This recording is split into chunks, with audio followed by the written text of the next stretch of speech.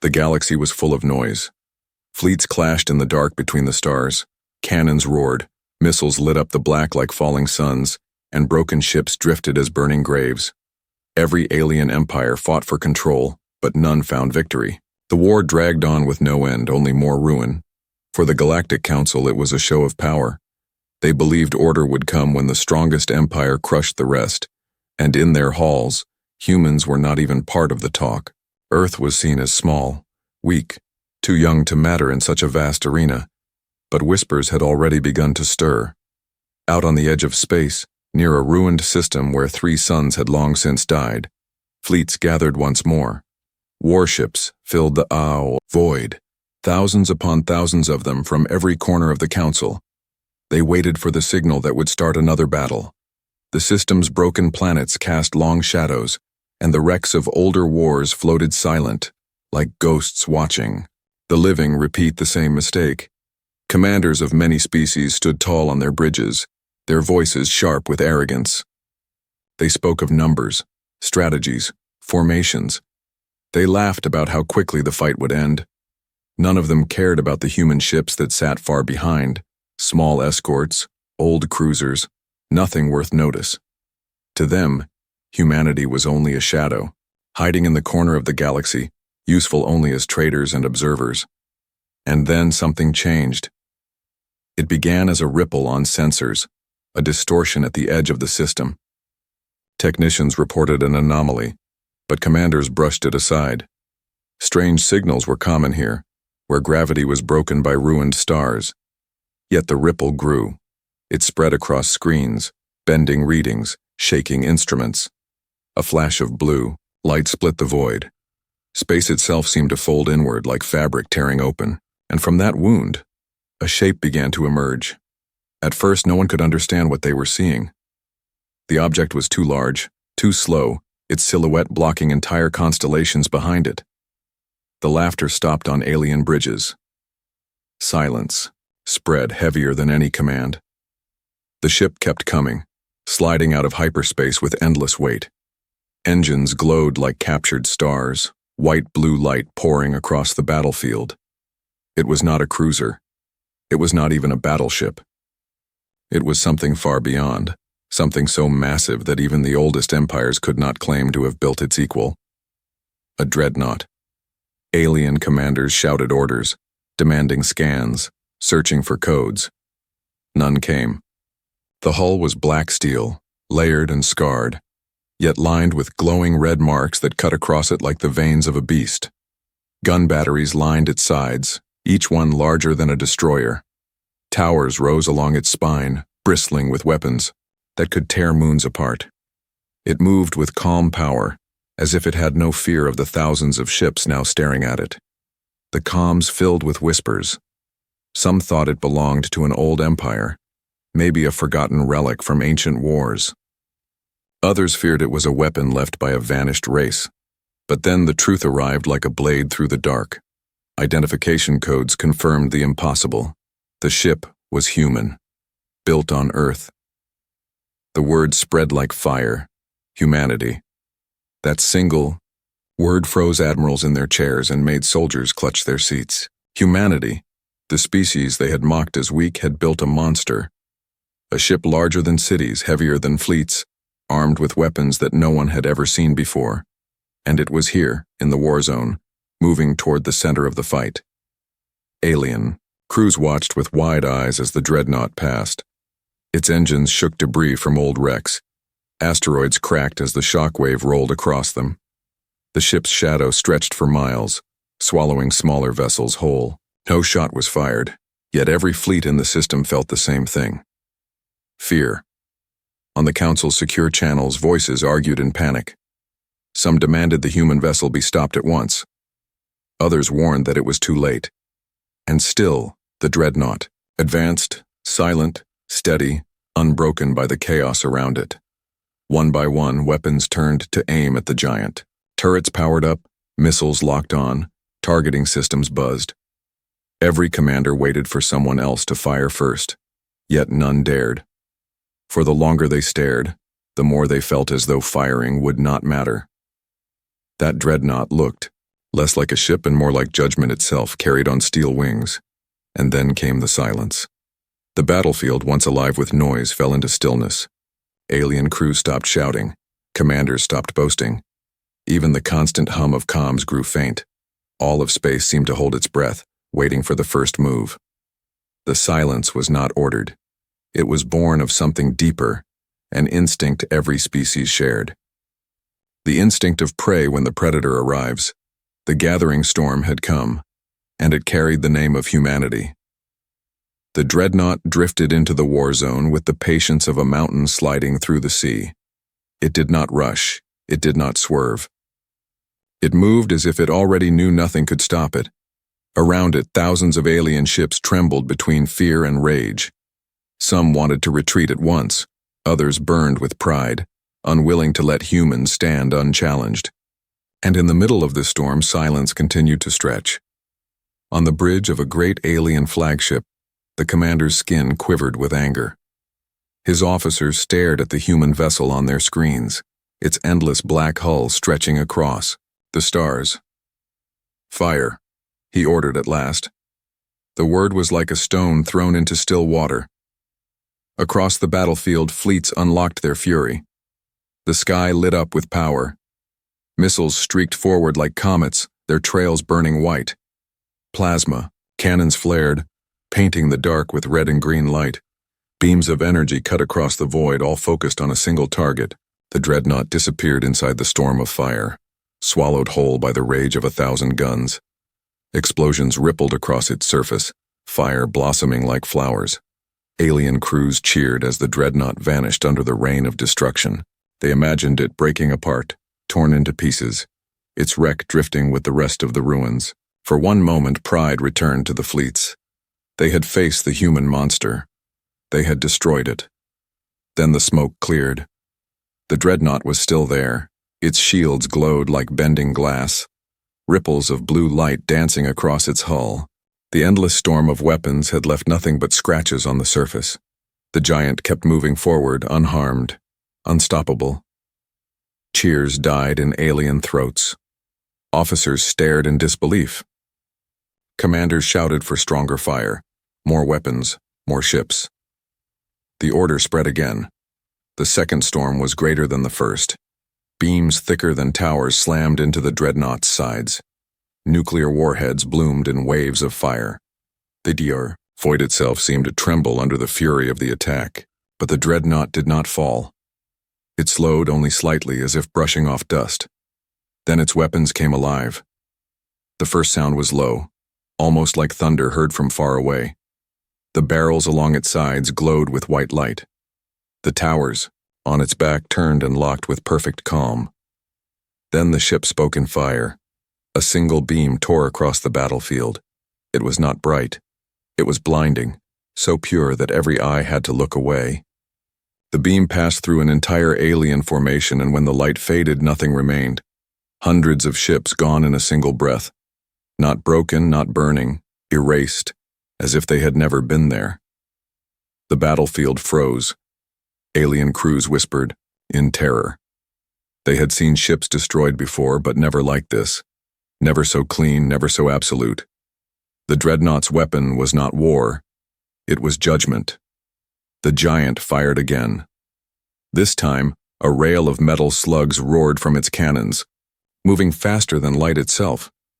They cut through shields, armor, engines, everything. Fleets scattered in panic. Whole armadas tried to retreat, but the Dreadnought's weapons followed with merciless precision.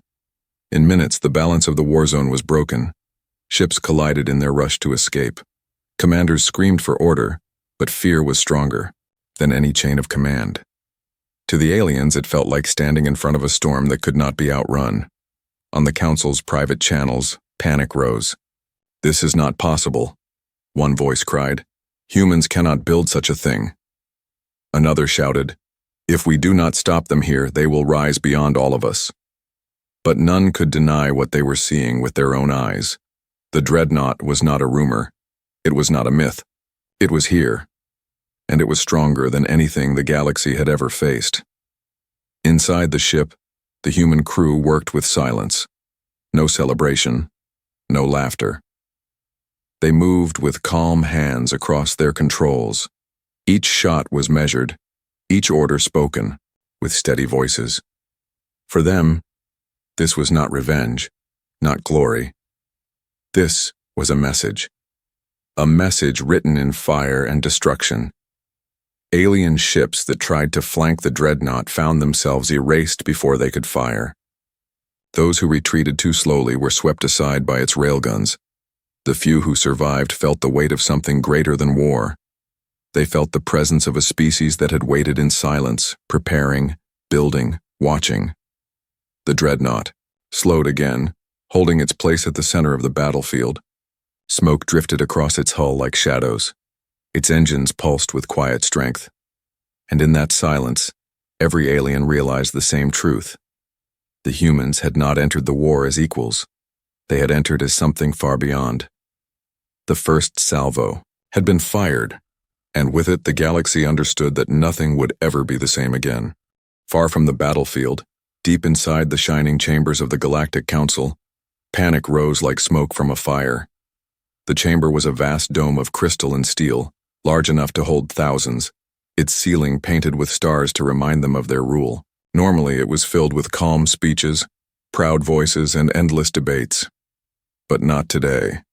Today, the chamber was filled with fear. Reports flooded in from the war zone. Images of the human Dreadnought were broadcast across every screen.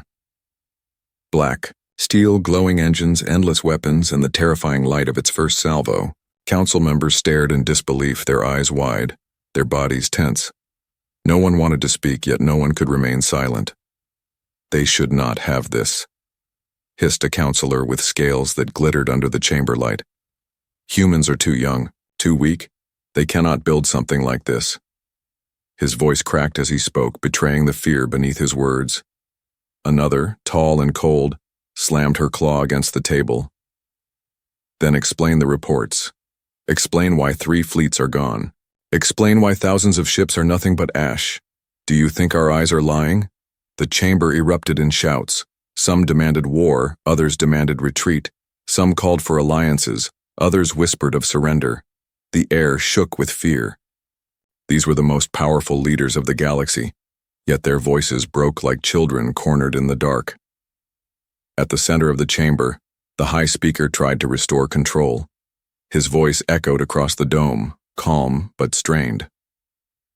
We must think. We must act with reason. Humanity has crossed a line, yes, but if they can build such a ship, then they can build more. We must not push them into full war. The word more struck the chamber like a stone. Silence spread for a moment as the thought grew in every mind. If one Dreadnought could erase fleets, then what would 10 do? What would 100 do? Was Earth a forge hidden in the dark, producing monsters of steel while the galaxy laughed at them? Some refused to believe it. It is one ship, a counselor cried, his voice shaking with pride and fear. One ship only. They cannot have more. We must destroy it before they can build another. Gather every fleet, strike now. Tear it apart before it grows into a legend. Others recoiled. Strike it? Did you not see the reports? Did you not see how weapons washed over it like waves against stone? What fleet do you have that will not shatter the moment it faces that fire? The arguments grew louder, sharper. Words turned into accusations. Accusations into threats. The council chamber, once proud and ordered, became a cage of frightened animals. Each species saw their own fear reflected in the others. The fear of losing power. The fear of becoming prey. The fear of facing a silence that had hidden strength all along. Far across the chamber, one voice rose above the chaos. It belonged to a small counselor from a minor world, ignored in most debates. His voice was quiet, yet it carried with weight. We made this happen, he said. We laughed at them. We mocked their weakness. We forced them into silence. And now silence has answered. The words chilled the room. Many turned away, unwilling to accept guilt. Others glared, their pride wounded. But none could deny the truth. For centuries, humanity had been pushed aside, given no voice, treated as background players in a galaxy ruled by older, louder empires. And in that silence, humanity had built something none could challenge. Messages poured in from the surviving fleets. Soldiers wept on comms, begging not to be sent back. Commanders reported shattered morale, broken ranks, hopelessness spreading faster than fire. Entire armadas wanted to retreat, to surrender, to vanish into the dark and never face the Dreadnought again. The Council's fear turned into desperation. Some demanded secret talks with humans to beg for peace before the storm grew. Others demanded spies, assassins, sabotage. If we cannot defeat the ship, one voice hissed, then we must kill those who command it. Strike the humans before they rise too high. But even as they spoke, more reports arrived. The Dreadnought had not stopped. It moved calmly through the battlefield, swatting fleets aside like insects, choosing its targets with deadly precision. Every moment the galaxy's balance shifted. The Council could no longer deny the truth. For the first time in centuries, the rulers of the galaxy felt powerless. Their fleets, their weapons, their numbers, none of it mattered. Against humanity's silence turned into storm, they were nothing. The High Speaker rose once more, his voice heavy. We are no longer the masters of this war. Humanity has entered it, and they will decide how it ends. We must choose now, fight them and burn, or face them and bow. His words echoed through the chamber. No one replied. Not because they agreed, but because deep inside every counselor already knew the answer. They were afraid to say it aloud. Fear had entered the council, and fear would not leave. Inside the Dreadnought, the atmosphere was nothing like the panic outside. The bridge was wide, lined with steel and glowing screens, yet there was no shouting, no chaos. Every crew member moved with quiet precision, their eyes steady, their hands calm. The galaxy screamed in fear, but the humans inside their warship spoke in whispers and silence.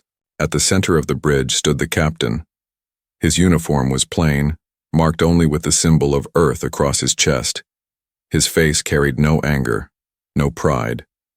He looked at the screens that showed fleets burning, alien ships scattering, and debris drifting like broken stars. His eyes did not glow with victory. They remained cold, focused, as if this destruction was nothing more than a task long expected. Report, he said. His voice was level, steady, without a trace of fear. All systems holding, replied the first officer. Shields at full, weapons at 70% recharge, enemy fleets collapsing. The captain nodded once. No cheer came from the crew. They had trained for this. They had waited for this.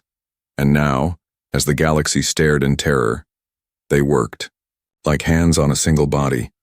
Each movement precise, each word measured. On one of the comm screens, an alien voice cried out, broken with fear. Identify yourselves. What do you want? Why are you here? The message came from a desperate commander, his fleet already scattered. The bridge fell quiet as the crew turned to the captain. He waited a moment, letting the silence fill the room. Then he spoke, his voice sent across every open channel in the war zone. We warned you, he said. His tone was calm, almost soft, but it struck like thunder in every ear. You thought Earth was silent. You thought silence meant weakness. You were wrong. Now you will listen. Those words spread across the stars. Alien soldiers heard them and felt their courage crumble. Commanders trembled at the sound, knowing they were no longer speaking to equals. They were speaking to something greater.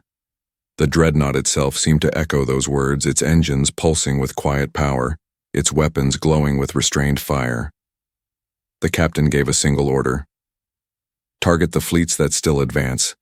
Leave the retreating ones, they have already learned. The Dreadnought obeyed. Its cannons turned with grace, its beams cutting through ships that dared to fight. But those who fled were spared. Not because humanity could not chase them, but because humanity had chosen not to. The message was clear. Earth had come not to conquer, but to remind the galaxy of its place. In the chambers of the council, the captain's words reached every leader. Some recoiled, furious at the arrogance. Others sat in silence, their hands trembling, knowing the truth in their bones. The galaxy had mocked humans for centuries. treated them as children in a world of giants. But the Dreadnought's voice proved otherwise. Silence had been patience, silence had been preparation, and now silence had ended. Inside the ship, the crew continued their work. Young officers watched their screens, marking targets with steady fingers. Engineers in the lower decks monitored the reactors, the engines, the endless machines that fed the Dreadnought's power. No one smiled. No one cheered. They all understood the weight of what they carried. Their ship was not just a weapon. It was an answer to every insult, every dismissal, every century of being ignored. One young officer whispered to another, his voice barely audible. "Do you think they understand now?" The other shook his head. "Not yet, but they will." On the battlefield, alien fleets broke apart. Some commanders tried to rally, but their orders fell on deaf ears. Their soldiers refused to face the monster again. Whole armadas turned and vanished into hyperspace, leaving trails of panic behind them. Only the most stubborn remained, and even they faltered under the Dreadnought's gaze. Through the comms, the captain's voice returned, steady and calm. "We did not come for conquest. We came for respect. Remember this day. Remember what silence can build." The Dreadnought fired again, not to kill, but to mark the end. A single shot pierced the void, cutting through a drifting asteroid and splitting it into glowing shards. It was not aimed at fleets. It was not meant for war. It was meant as a warning, a line drawn in fire. Then the giant slowed. Its weapons dimmed. Its engines steadied. For the first time since it arrived, the Dreadnought grew quiet. The battlefield remained still, every alien ship frozen, waiting, afraid to move. Humanity had spoken. Humanity had answered, and the galaxy had no reply. The battlefield was silent. Wrecks drifted in the void, their fires glowing like dying candles across the dark. The alien fleets that survived hovered at a distance, their weapons cold, their crews paralyzed. None dared move. None dared speak.